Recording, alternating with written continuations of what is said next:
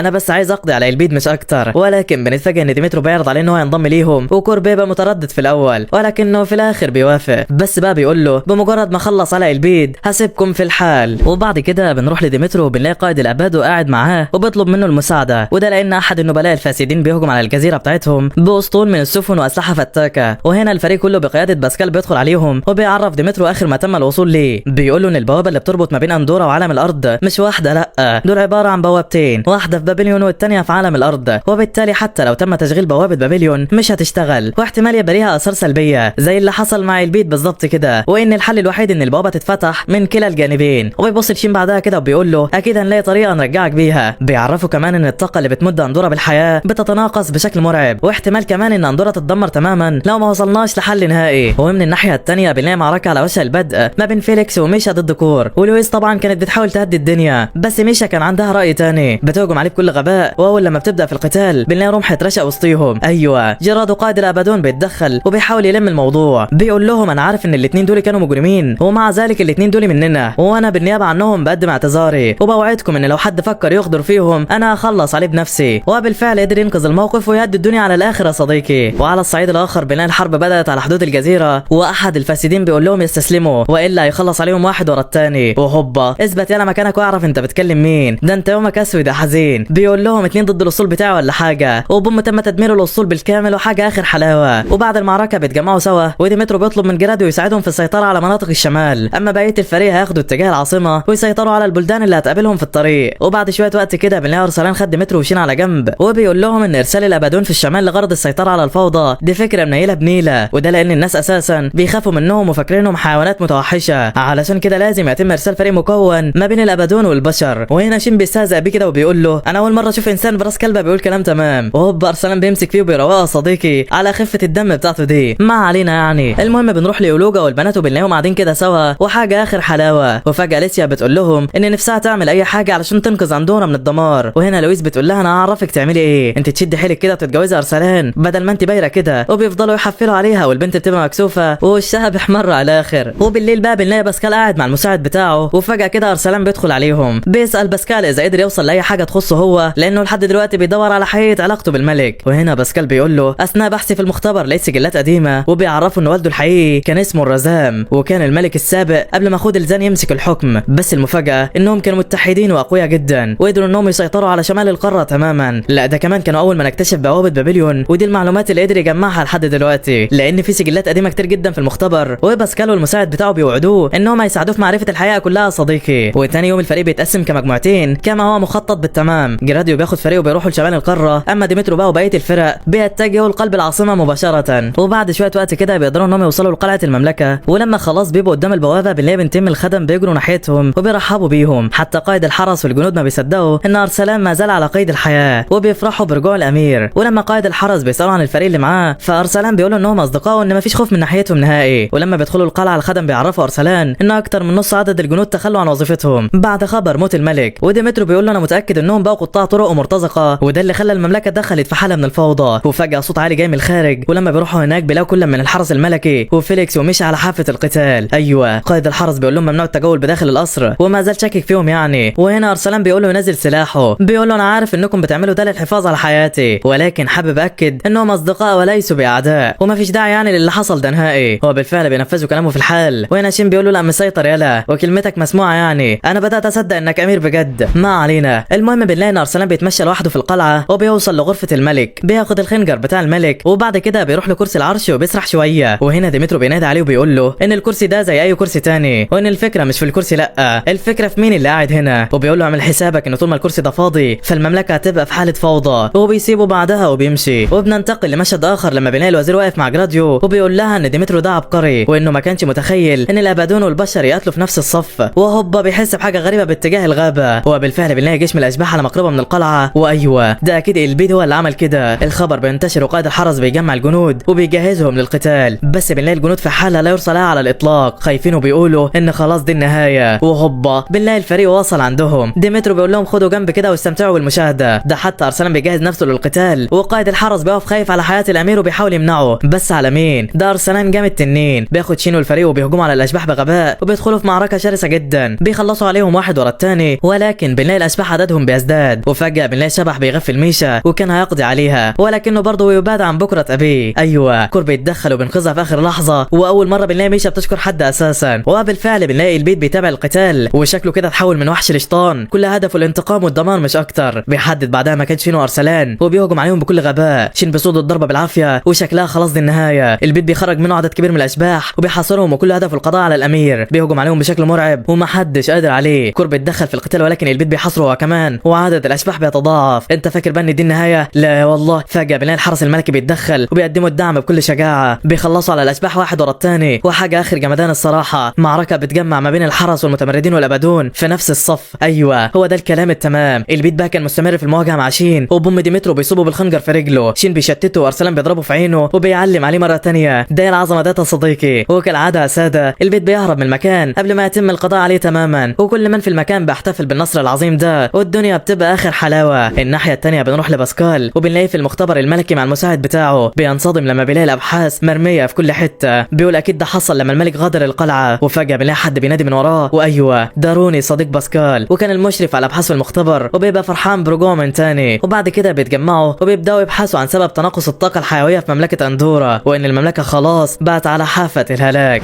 وبعد كده بنلاقي الفريق كله متجمع داخل القلعه، وهنا كور بيقول لهم ان هو لازم يطارد البيت ويخلص عليه بنفسه، بس البيت دلوقتي وحش فتاك وهو لوحده مش كفايه. وهنا لويس بتنضم ليه، وديمترو هو كمان بيبعت مع فيليكس وميشا. وفجاه ارسلان بيقول ان لازم يبقى معاهم دعم تاني، وبالتالي بيبعت معاهم مجموعه من الحرس الملكي. واثناء ما بيبقوا ماشيين في الطريق بيلاحظوا شيء خطير جدا. ايوه الارض الزراعيه بدات تفقد الحياه تماما نتيجه فقدان الطاقه الحيويه في المملكه. ولما الخبر بيوصل لديمترو بيتجمع مع بقيه الفريق، وبيقول ان لو الناس حست ان المشكله ديت ملهاش حل المملكه هتتحول لمجاعه والفوضى هتزداد اكتر واكتر. وبعدها ديمترو بيقول لهم انهم لازم يساعدوا الشعب ويقدموا لهم الطعام ويطمنوهم كمان، وده لحد لما باسكال والمساعد بتاعه يلاقوا حل للبلوه دي. وبعد شويه وقت كده ارسلان بياخد شين وبيعرفوا ان هو عايز يتكلم معاه في حاجه مهمه. بينزله في سجن القلعه وبيعرف شين ان ده نفس المكان اللي ظهر فيه اول مره، وبيقول له جرب زعق كده ولا اعمل اي حاجه يمكن ترجع للعالم بتاعك من تاني. وهنا شين بيطنشه وبيطلع على سلم غريب جدا وبيقول له هو ايه الفحره دي. ولما ارسلان بيقول له ركز معايا هنا، فجاه شين بيزعق له وبيقول له انت بتفكر في ايه بالظبط؟ سيبك مني وفكر في المملكه اللي على وشك الدمار، انت امير فاشل ومالكش اي لازمه. ارسلان بيتعصب وبيهجم عليه، ولكن شين بيتفادى الهجوم. وهوب بنلاقي الارض انهارت من تحته وسقط في الحفره. ارسلان بيحاول يلحقه ولكنه بيقع هو الثاني، وشكلها كده دي نهايتهم. وهنا ارسلان بيستخدم سلاحه وبيتعلق في الجدران، اما شين بيلاحظ سلم غريب كده موجود في المكان فبيقفز عليه، وارسلان بيحصله من بعده وبيقولوا بقى بما ان مفيش طريق للاعلى فتعال نكمل لتحت. وبنلاحظ ان ارسلان ما يعرفش بالمكان هنا اساسا، ولما بينزلوا لتحت بيلاقوا المكان بيسوده الظلام، مفيش اي مجال للرؤيه. وهوب بيسمعوا صوت من وراهم وبيقول لهم انتم مين وبتعملوا ايه هنا؟ بيترعبوا وبيلفوا وراهم بسرعه وبيقولوا انت انس ولا جن ولا حكايه امك ايه بالظبط. ولما ارسلان بيقرب ناحيته بيلاقي ان ده احد السجناء من الابادون متكتف وقاعد على الارض، وبالمناسبه اسمه فريم. ولما بيسال ارسلان هو مين فبيقول له انهم بيشتغلوا خدم في القلعه الملكيه، وبطريقه ما يعني سقطوا من الاعلى ولقوا نفسهم هنا. ولما ارسلان بيساله من حبسك هنا فبيقول له الملك الزرام هو اللي عمل فيها كده. ايوه ده بقى ارسلان الحقيقي. الله هي ايه الحكايه بالظبط؟ بنعرف ان فريم كان قائد القوات الخاصه للمملكه، وبشكل تاني كان دراع الملك اليمين بينفذ كل المطلوب منه في الحال بدون اي تفكير او عصيان للاوامر. وبسبب غلطه واحده بس الملك حبسه هنا، ومع ذلك يعني هو ما زال بيحب الملك ومش زعلان على اللي حصل. وده لان الملك الزرام كان بيأدي واجباته على اكمل وجه، ولكنه اتغير تماما وبقى حد تاني، وده بسبب شخص لعين دخل وسطيهم. وبنرجع فلاش باك بنحكي كده وبنشوف الملك الزران بجانب اخوه دلزان لاول مره لما بيلاقوا جثه قريبه من القلعه، فبيطلبوا من فريم يتخلص منها في الحال، ولكن بمحض الصدفه الراجل ده بيطلع عايش وما ماتش. وهنا فريم بيقول لهم بقى انه شكله مش من هنا، لا ده اكيد جاي من عالم الارض. وساعتها الملك بياخده معاه القلعه وبيضيفه على اكمل وجه، وبنعرف انه كان عالم وباحث ذكي جدا والملك كان مبهور بيه، لا ده كمان بيقدر ينتقل ما بين اندورا وعالم الارض بسهوله جدا. وفي احدى الايام بيتكلم مع الملك وبيقول له مع ان اندورا مكان جميل ومتشبع بمصادر الطاقه، الا ان عالم الارض مليء بالتكنولوجيا الحديثه زي الطيارات اللي بتنقلهم من مكان لتاني، حتى التليفونات اللي بتسمح ليهم بالتواصل في اي وقت، ده غير الاسلحه الفتاكه والقوى المدمره اللي بيمتلكوها. وتاني يوم بقى بيجيب هديه للملك، وايوه ده مسدس ناري، ولكن الملك ما يعرفش اي حاجه عنه. وبوم بعدها بنلاقي العالم ضرب نار على الزهريه ودمر ابوها، وطبعا الملك وفريم بيبقوا مصدومين جدا من اللي حصل. وبعد كده بقى العالم ده بيعرض على الملك الدمج ما بين تكنولوجيا الارض وطاقه اندورا الحيويه. الملك طبعا كان مبهور بيها جدا لدرجه انه طرد جميع العلماء والباحثين بداخل القصر الملكي، ولما دلزان بيحاول يمنعه الملك بيزعق معاه. بعدها بقى العالم لما بيشوف السلاح الخاص بالزرام بيبقى مبهور جدا لان الكلام ده مش موجود عندهم في عالم الارض، وبيعرف ان السلاح ده بيتكون من طاقه اندورا الحيويه والقوى البدنيه لسكان مملكه اندورا. وفي الوقت ده الملك ما بيبقاش شايف حد قدامه وبينفذ كلام العالم ده بالحرف. وفي يوم بيعرض على الملك بناء مدينه بابليون والانتقال ما بين كلا العالمين بحريه تامه، وبيقول للملك ان هو هيخلد اسمه في التاريخ لانه هيدخل تكنولوجيا الارض لمملكه اندورا. يا حلاوه، دلزران بيحذر الملك وبيقول له ان هو لو عمل كده اندورا هتتعرض للخطر، وكالعاده الملك بيزعق معاه. فريم بقى خلاص جاب اخره وبيروح للعالم ده وبيقول له انا متاكد انك بتكذب على الملك ومسوحه معاك، واكيد يعني في مكيده شيطانيه بتحضرها كمان. ايوه العالم بعدها بيضحك كده وبيقول له شكلك اذكى من اللزوم وده غلط على استمرار خطتي. وهنا فريم بقى بيطلع سلاحه وبيقول له استسلم والا هخلص عليك وهعرف الملك بحقيقتك كلها. بس فجاه بقى العالم ده بيروح ناحيته بكل ثقه وبيقول له انت فاكر ان وحش زيك هيتغلب على ذكائي؟ لا والله، بيعور نفسه وبيزعق وبيلم عليه الحراس كمان، وبالتالي الملك بيعاقبه. بس مش اي عقاب، لا الملك بيقرر ينهي حياته للابد، بيكتفوه وبيضربوه وبعدها بيوقعوه في حفره الهلاك. ومنذ ذلك الحين وفريم موجود بداخل الحفره دي. ارسلان بقى بيقول له طب العالم ده عمل ايه بالطاقه الحيويه؟ ففريم بيقول له ما اعرفش اي حاجه بعد كده. وهنا شين بيساله عن اسم العالم ده وفريم بيحاول يفتكر ولكنه ما بيفتكرش اي حاجه. وبعدها شين بقى بيقول له بما ان العالم ده كان بيتنقل ما بين الارض واندورا بسهوله فاكيد في طريقه اقدر ارجع بيها للارض من تاني. ويا دوب فريم بيعرف ان شين من الارض بيجن جنونه، بيحرر نفسه كمان وبيطلع سلاحه وبيهجم عليه بكل غباء. انت فاكر بقى ان دي النهايه؟ لا والله، فجاه بنلاقي حجر سحر طلع من جسم شين طلع طاقه مهوله بتحيط بالمكان كله، وهوب تم انتقال كل من شين وارسلان لعالم الارض. الاثنين واقفين متنحين ومحدش فاهم ايه اللي حصل بالظبط. ايوه ارسلان واقف مصدوم وشين الفرحه مش سايعاه. بيعرف ارسلان انهم اخيرا رجعوا لعالم الارض. وهنا شين بياخد ارسلان وبيروح على البيت، بيرن الجرس ويا دوب الباب بيفتح امه بتشوفه بتحضنه وبتفضل تعيط، بتعرفه انها كانت قلقانه عليه لابعد الحدود وما كانتش عارفه هو فين. وهنا شين بيعرفها على ارسلان وبيقول لها ان ده اكتر واحد ساعدني هناك علشان اقدر اجي هنا من تاني. والله زي ما سمعت كده. امه بتقوله انها مش فاهمه منه اي حاجه، وفجاه شين بيعرفها ان هو كان في عالم تاني وبالتحديد يعني في مملكه اندورا، وارسلان من سكان اندورا، لا ده كمان امير المملكه. امه بتقول له واحده واحده انا ما عدتش فاهمه منك اي حاجه. بتاخدهم وبيدخلوا جوه وشين بيحكي لها بالتفصيل، ولكنه بيقول لها انا كنت فاكرك مش هتصدقي الكلام ده ومع ذلك انت ما اتفاجئتيش حتى. هنا الام بتقول له بحكم انها عالمه اثار على قد ما هي مصدومه هي برضه بتتحكم في مشاعرها، وده غير ان في روايات كتيره عن وجود عالم تاني وبالفعل كتير من الناس مصدقين ده وانا وابوك منهم طبعا. وهنا شين بيعرفها ان هو لازم يروح لوالده في المختبر وده علشان يطمنوا عليه. وفي الوقت ده امه بتجيب لهم اكل علشان تحتفل بيهم، وشين بيبقى فرحان جدا لانه اخيرا هياكل من عالم الارض، وانهم في اندورا كانوا بياكلوا ضفادع وبلاوي ما يعلم بها غير ربنا. ما علينا يعني. المهم ارسلان هو كمان بيبقى مبهور من منظر الطعام، وبعد ما بيخلصوا اكل شين بيحكي لامه على كل حاجه، بيحكي لها كل حاجه حصلت له في اندورا بالتفصيل. وفجاه بقى ارسلان بيلمح صوره كده فبيروح عندها وبيسال شين هو ايه ده بالظبط، فبيعرفوا ان دي صوره وانها تكنولوجيا في عالم الارض. وهنا الام بتوري ارسلان صوره كمان لشين وهو صغير، وهوب ارسلان بيتخض كده وتقريبا لاحظ حاجه. ما علينا. بيروحوا بعدها علشان يناموا شويه، وشين بيعرف ارسلان انهم هيروحوا لبابا الصبح وان بابا عالم ابحاث واكيد هيساعد ارسلان يرجع العالم بتاعه. وبالفعل تاني يوم شين بياخد ارسلان وبيخرجوا شويه يقضوا يوم اخر جمدان الصراحه. بيعرف ارسلان على عالم الارض وطبعا ارسلان بيبقى مبهور جدا. وبعد شويه وقت كده بيروحوا المختبر عند اسانغا والد شين، ولما والده بيشوفه بيجري ناحيته وبيبقى فرحان ان هو بخير. وهنا شين بيعرفه على ارسلان وان هو جاي معاه من اندورا، وكالعاده ابوه ما بيتفاجئش، لا بيقول له كنت عارف انك هناك بس هو يقصد ايه بالظبط. المهم بيقعدوا سوا وشين بيحكي له كل حاجه وبيقول له انهم لازم يساعدوا ارسلان يرجع لاندورا من تاني. وهنا ابوه بيقول له ان الكريستاله اللي نقلته ديت تم اكتشافها عن طريق امه واكيد بتحتوي على كميه كبيره من الطاقه، ده غير قدرتها على الانتقال الاني. وبيقول له بعدها ما تقلقش يعني انا اكيد هلاقي حل. وهنا شين بيستعجل والده وبيعرفه ان ارسلان ابن ملك اندورا السابق وان عمه دلزان قتل ابوه